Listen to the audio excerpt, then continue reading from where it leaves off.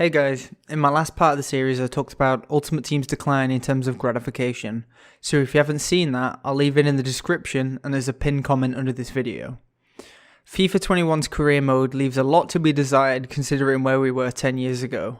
It's a common thing to see people complain about this, but again, there is a lot to unpack. I'm going to run down a few of the features and aspects that have barely changed or undergone little to no improvements despite the technology advancing so much in that time. FIFA 21 added a few new features moving into the game cycle. They added more to the training of players, able to grow stats based on archetypes such as box-to-box, sweeper, target man, etc. And this is overall a good change, but the system takes back in terms of freedom. They essentially added chemistry to career mode, as now you need to train players to new positions, and it can negatively impact stats to play a player in a position they aren't used to. The AI teams use this new system to make some very strange situations. While playing a pro career mode for my beloved West Brom, I made my character a striker, as we don't score many goals, but the AI manager decided to play me out wide after my breakout season. This wouldn't seem like an issue until you understand that the player in the centre naturally played the position I now occupied. Diangana was now being played as a lone striker in a 4-1-4-1, and despite scoring almost 30 goals in my debut season, this didn't change even as I moved into the following seasons. This also happened on my managerial career modes as other teams make baffling changes, such as putting aging centre-backs in full-back, or in one specifically weird event, I saw Harry Kane being deployed as a right wing and Raheem Sterling being played as a striker for Man City. This leads into an issue that came up in my previous video. FIFA really does feel less real than ever.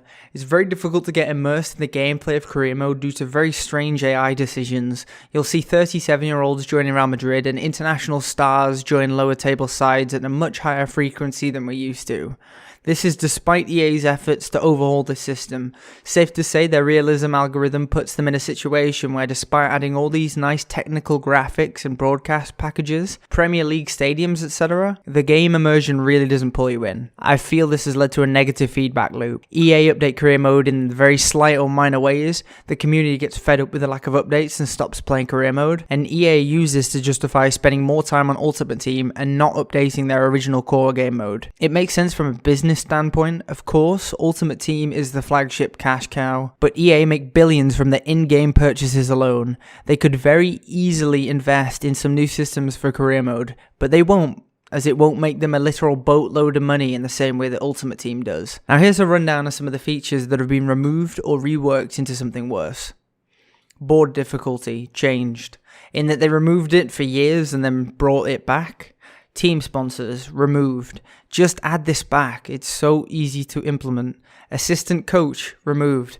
Not sure on all the features of the assistant coach, but I assume it's based on decision making. And the fact of the matter is now the assistant coach, you can't really do much with him, and all he does is make changes if you forget to update your team based on injury. Staff upgrades. Attack, mid, defense, goalkeeper, fitness, head scout, negotiator, and increased stadium capacity.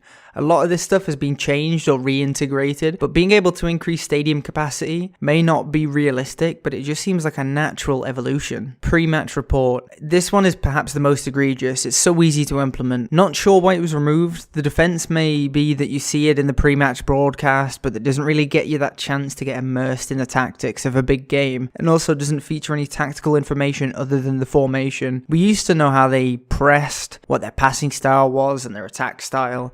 EA, please, this is just really simple shit. Career mode in the past few years has suffered from a long list of bugs. EA makes a patch maybe once a month, and the majority of this goes into gameplay and Ultimate Team. And if you scroll all the way down, you may see the occasional career mode update. This is a real problem. There are still bugs in the game now that appeared last year and maybe even earlier.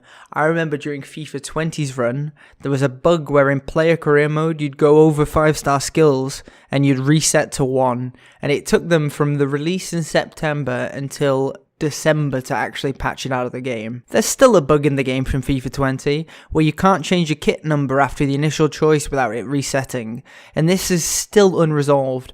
You might say that I'm grasping at that one, but it just goes to show that they don't give a fuck about career mode. If you want a fun career mode type game, just go play Football Manager. Don't give the cretins at EA Sport your money. Thanks for watching, guys. I'm hoping to get part 3 underway soon. That's going to be about pro clubs. I'm hoping that you will enjoy that one, and if you do enjoy this content, please like and subscribe and share with your friends. Peace out.